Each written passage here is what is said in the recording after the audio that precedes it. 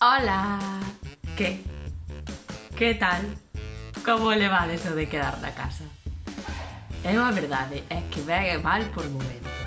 Onte facía un solazo e estive dun mal humor. Pero despois penso, isto é temporal e non hai que agobiarse, hai no que levar con calma e é polo ben de todos. Ademais, estando na casa, podo ver pelis, podo ver series, podo ler, podo facer deporte, se me poño.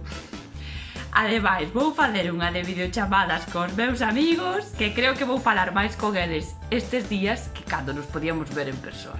En fin, que hai que ser positivos, ó. Isto non é nada. Ademais, na casa temos de todo.